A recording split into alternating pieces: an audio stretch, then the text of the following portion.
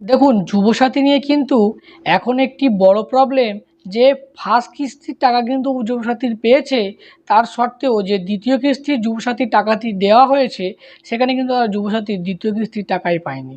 এবার প্রশ্ন হচ্ছে, একবার টাকা পাওয়া মানেই তো প্রতি মাসে নিয়মিত টাকা পেয়ে যাওয়ার কথা। অনেকেই কিন্তু নিয়মিত টাকা পাচ্ছে। তো এবারে প্রশ্ন হচ্ছে তারা কেন পাচ্ছে না? সেটা কিন্তু 100% কেউ বলতে পারবে না। অনেকে ভিডিও বানাচ্ছে বটে, কিন্তু কোনো এর 100% কারণ বা সমাধান কারোর কাছে নেই।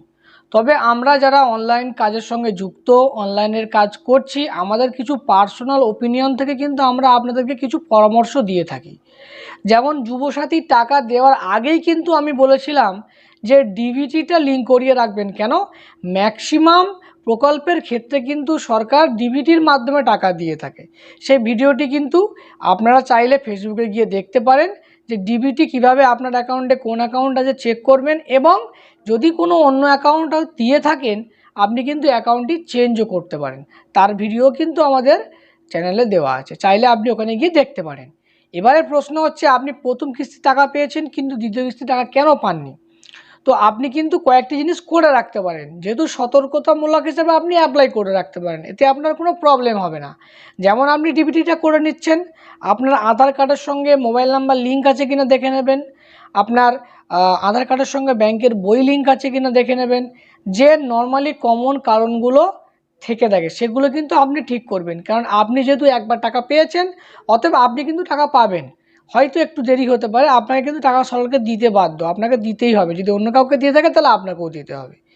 এবারে যারা একদমই টাকা পাচ্ছে না, বারবার কিন্তু আমার ভিডিওয় কমেন্ট করছে অনেক ভাইয়েরা, আমি বুঝতে পারছি, কিন্তু দেখুন, একটা প্রকল্প যেটা হিসাব মতো তড়িঝড়ি করে লঞ্চ করা হয়, তো সেখানে কিন্তু আমি একটা স্টেটমেন্ট দেখলাম, মাননীয় মুখ্যমন্ত্রী একটি স্টেটমেন্ট দিচ্ছিলেন, বলছিলেন যে যুবসাথীর যারা টাকা এখনও পর্যন্ত পাননি তাদের টাকাটি ভোটের আগে দেওয়া সম্ভব হবে না।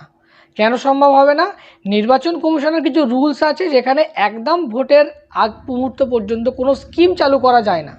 অতএব যাদের নামগুলো বাদ পড়ে গিয়েছে তাড়াহুড়োর মধ্যে, অনলাইন এন্ট্রি বা অফলাইন এন্ট্রি ঠিকঠাক সময় হয়ে ওঠেনি, তো তাদের কিন্তু টাকাটি দেওয়া সম্ভব হচ্ছে না।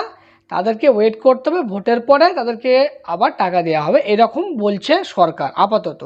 আমরা কিন্তু কোনো সরকারের লোক না বা সরকারের তরফ থেকে কোনো কথা বলি না।